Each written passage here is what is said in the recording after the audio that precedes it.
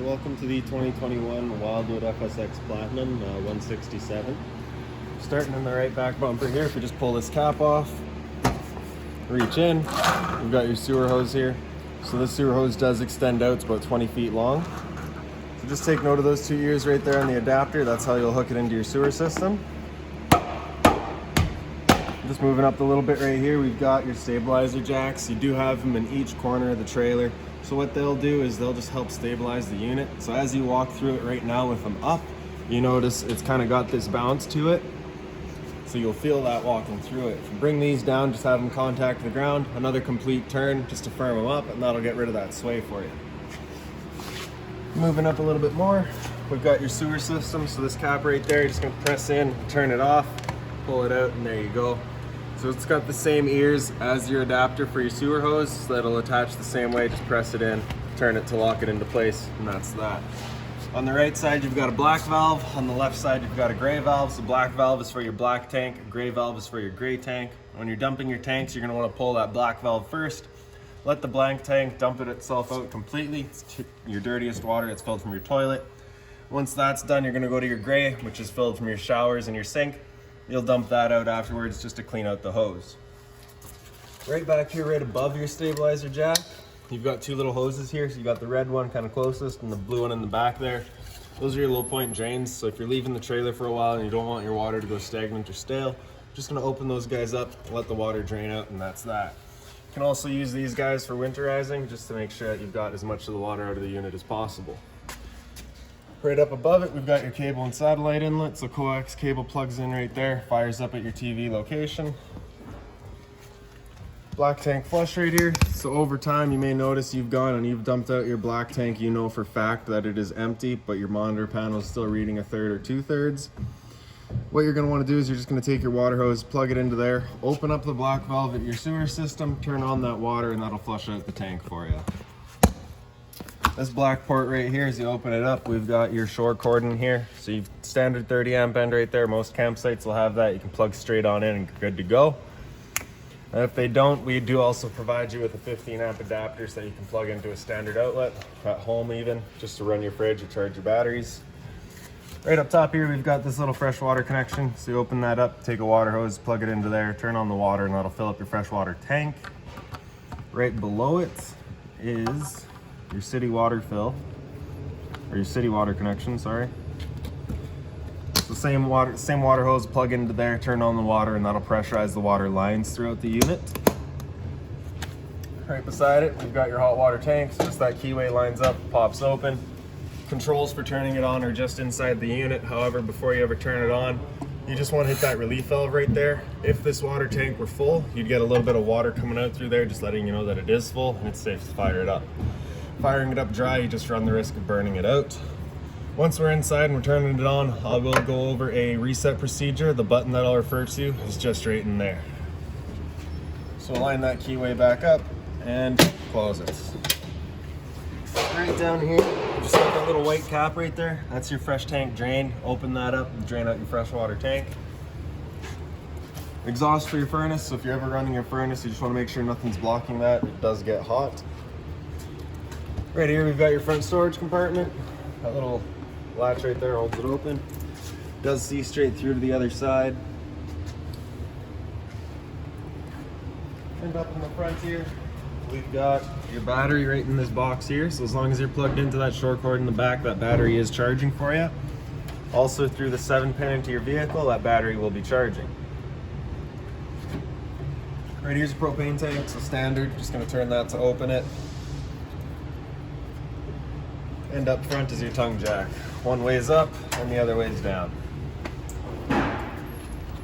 On the side, you've got a Furion solar panel plug-in, so just pop that open. Furion solar panel plugs right into there, turn it on and charge your batteries. Here's the other end of your storage compartment. So right here is just your little jack for running all of your stabilizers, as well as your water hose and that adapter that I was telling you about. Moving towards the back, we just got that power outlet right there for you, so if you wanted to run power outside, you got the power for it. Rear compartment here, your rear kitchen, or your outside storage, whatever. On the right side here, we've got your fridge. Now that's a 120 volt only fridge, so as long as you're plugged in through that short cord, this fridge is going for you. A couple of power outlets up on the sidewall there, as well as the USB chargers for your phones. A little bit of storage back here, and then just kind of the compartment space. Close that up. And then in the very back of the unit, we've got your outside shower here. So you'll get a key that looks just like this guy here. Just stick it into there, open it up. You've got a 3-foot hose here with the standard head, hot and cold water. So if the dog's out getting muddy, you can spray him off before he goes inside. And then of course your spare tire. Up top here, we've also got the pre-mount for a observation camera or backup camera. So at your door here, you got the little assist handle. Just lift that up, turn it out 90 degrees. Grab the step, pull it out, flip that one over. Come on inside. When you first come in, right up on the right hand side here, we've got your fire extinguisher. Right back there, we've also got a USB outlet and a power outlet. Up on the wall here, light switch on the right does your outside or awning lights. The light switch on the left there just does the one above your dinette. The rest of the lights throughout the unit are just on their own little push buttons right in the center of the lights. Alright. So for your awning, we're just going to hit the top of this switch here, and that awning will make its way out. One thing to keep in mind is that awning behind the door here is close. So if you've got this door wide open, it will contact it. So you just want to hold it at 90 degrees, and then you can make its way out.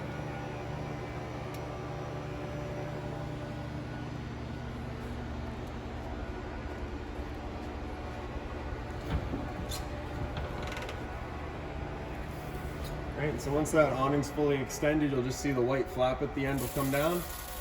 That's it right there. So once that guy comes down, you're done. Right, if you were to continue holding, it will wind itself up backwards, in which case it'll just be holding water and it'll just shorten the life of it. Right.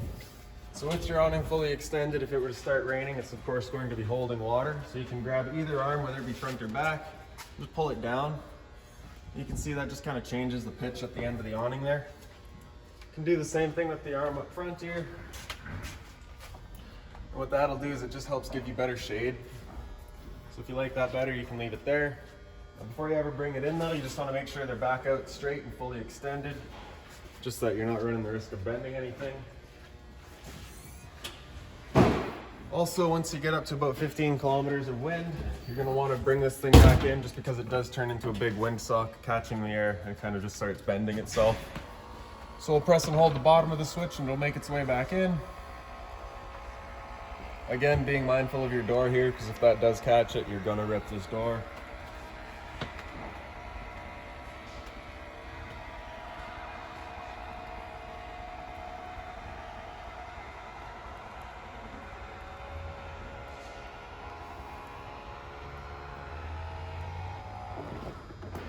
That's that. So right above your switch on the right, we've got this red switch, which is your water heater. So we'll turn that on. That red light up there will come on, letting you know the ignition sequence will start. That light will go off once it has started. And if it were to come back on afterwards, it's letting you know it hasn't lit up. It'll try that 3 times, and if it still hasn't fired up, that's the point you'll be going out and using that reset button. So you can see that light's gone out. You can hear the clicking of it here. And you can actually hear that whir of the flame now, so we know that that thing's lit up and good to go. All right, beside it we've got your water pump, so turn that switch on, turns on your water pump drawing out of your freshwater tank to pressurize your lines. You can use this water pump drawing out of your fresh tank to kind of supplement your city water connection. So say you've got someone in the shower, you've got one person doing the dishes, and you got another person outside running that water hose. You're obviously going to be dropping water pressure. You can have that water pump turned on to supplement the city water pressure, and that'll kind of help bring your pressure back up. So up top here, you've got your monitor panel. On the left, we've got battery. So C for charging, G is good, F is fair, and L is low. Fresh tank, so as you fill that up, you'll go to 1/3, 2/3, then full. Same idea for your black and your gray. USB charger on the wall there. In the back here, you just got storage all across the top. and on the side here. So you got that little speaker down there, just because they don't have a dedicated stereo in this unit. The couch up front here is kind of the chase lounge. You can just grab both of the back cushions, toss them off to the side, undo that travel latch on the right side here, fold this guy down, bring the mattress with it, and you've got the front bed. When you're done, you're just grabbing the bottom, folding it up, pushing it back, locking it back in place, and we'll drop the cushions back in here. Alright. Up on the wall, another couple of USB chargers and the power outlets. Up here is a TV backer, so if you wanted to mount a TV up here, you got the power to do so. You also got the power outlet. Unit is pre-wired for Wi-Fi, and right in the center here in the back, we've got your cable and satellite outlet. In the middle here is your antenna outlet. With that green light on, it's just letting you know that antenna's on and running. It is searching for a signal. Turn it off just like that. Right here, we've also got your fire alarm, so we'll just press and hold. That works. And down here, we've got your propane detector. So propane's heavier than air, it'll sit on the floor. This guy will detect it and start going off. The storage right here, and also this little brown pouch here might be in a blue binder by the time you guys pick up the unit. That's just got all of your owner's manuals in it, as well as your keys. Below it, we've got your furnace. So for your furnace, if we come right behind your dinette here, we've got your thermostat. So you got temperature selection is actually just up top here. So with it all the way over to the left, you can actually feel it click into place. That is turned off as you start moving it over to the right. All the way to the right is your maximum heat. Anywhere in the middle is just temperature selection, and you have the temperature readout on the bottom. So once this furnace fires up, you'll hear those clicks of it firing. And once it fires up, you can physically see the flame kind of in that bottom left corner there. So you can see that little blue glow back there. That's just confirmation that that flame is going. Right, so we'll turn that back off. Again, just sliding it all the way to the left until it clicks. And that's that. Above your furnace, we've got your stove. So just the bifold cover flips back. Turn the lights on, and then you can turn the knob over to high. And that's that. As you press the knob in, you can hear that igniter clicking. So press it in over to high, and it fires up automatically. Now if you've got the lights off, the igniter does not go. So just be mindful of that. You don't want to go filling the place up with propane. Right above it, we've also got your light as well as a fan here. So of course, propane stove is putting off fumes when you're running it. You just want to make sure that fan's on, evacuating said fumes. Microwave right here. It's pretty simple, just like home, not much I can teach you there. Some more storage off to the side. Sink with, of course, hot and cold water, movable head, and the hard covers, so you can actually store something on here. Below, we've got more storage. Now just be mindful of your drains over there. You don't want anything heavy knocking those out of place. Below your fridge here, we've got your power converter, so just press top and center, it pops open. All of your breakers on the left side there. If a breaker ever breaks, it'll sit in the middle, so just turn it off and then back on. All of your fuses on the side here. If you're looking to winterize the unit yourself, your water pump is right behind this panel there, as well as access to your hot water tank. Up here we've got your fridge. Temperature selection is just back here. It is a fully 12-volt fridge, so as long as your battery's good or you're plugged in, this fridge is going for you. Freezer part, more temperature selection back there. Travel latch right there, so you just want to make sure that's not flying open on you. Storage across the dinette top here. And bunk rooms just have a light up on the ceilings of each. A little window back there as well for both, with just additional storage underneath them. Into the bathroom, and the light in here is just on its own little push button. Medicine cabinet, sink, hot and cold water, of course. So your GFI reset right here. So most of the outlets are actually tied through this guy. So if you ever have one that doesn't work, this is a good thing to check. Test on the left, reset in the center. Again, storage underneath, being mindful of your drains. And then for your toilet, your foot lever is just on the right side here.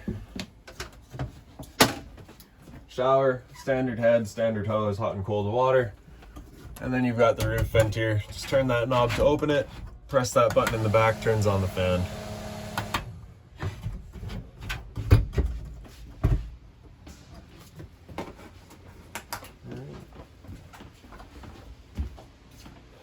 For your air conditioner up top here, you just got the 2 dials there. So it's got low fan and then low fan again. Don't ask me why. Then it goes into high fan. So that's of course just your fan, it's just moving air. After that we can go into low cool, which is low fan with the compressor kicking in to cool. Same idea for your high cool. Temperature selection is just in the back. So it does have the heat range here. If the unit were to have a heat pump installed, because we've got a dedicated furnace, it does not, so we're just going to leave that on hold, and that's that. With it going, you can have these louvers here at the end closed, in which case it's shooting all of its air to the back, or you can close the back louver and have it shoot all of its air up front. Or of course you can just open them both up. Once we're done, we'll turn it back off, and that's that. For your dinette, you can grab the table here and just lift it up off to the side, get rid of the 2 table legs, and then it just kind of slides underneath. Then you can grab your rear cushions, and you've got another bedding area. Alright, so that's about it for this unit. If you've got any other questions on it, please feel free to give us a call, 204-237-7272.